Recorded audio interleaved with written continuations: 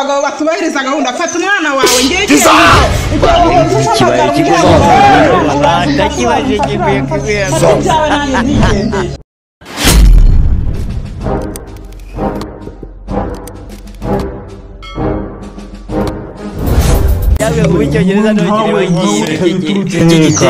igihe twahereye kare tuvugana ngo uraje ubusuri wari buze ryari ko mbona uri mu zindi gahunda zawe none se uwo mwana n'uwawe mugabo ariko icyo kibazo hari umuntu muzima wakibazaga Kisa kutarimo bivuga tarimo bivuga rego umwana se mwana se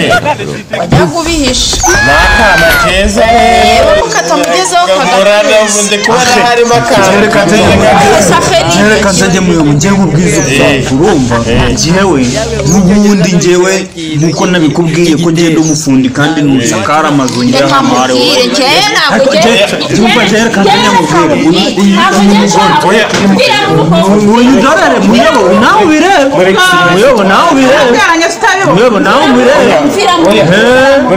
uzana inshinga amatwi hano njyewe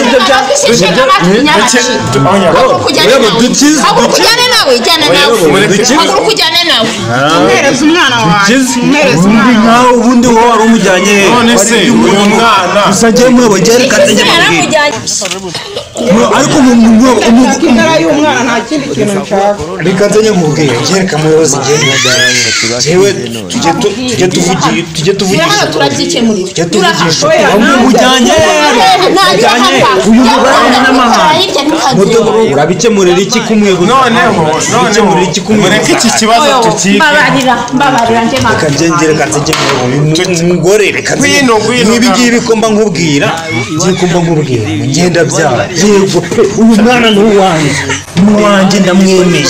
ese umudamu we afite ikihe kibazo ndamwemeye genda mujye kubyara nyine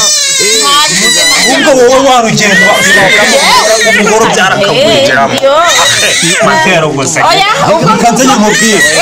reka nzajye nkubwira warusohokamo wowe utabyara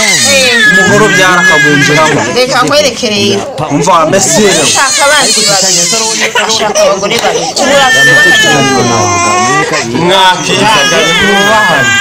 mwubahane noneho reka njyewe mbanze none se uyu mwana nyina ngoma arashaka indezo byo turabigekemura ute muyoboke muri ikibazo cyakuzanye hano ibyo kuby'indezo byo tuzabijyamo ubutaha iby'indezo byo n'ubundi uje kundeka cyane.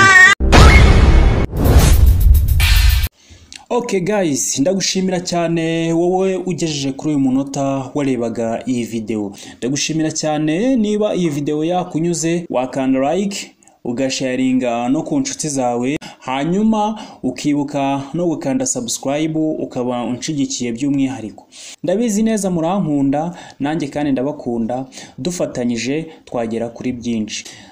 Ngaho rero wandike muri komenti utubwire ikibura muri iyi video, hanyuma unatubwire n'icyo twakongeramo. Ndagushimira cyane rero, tubonane muri video itaha.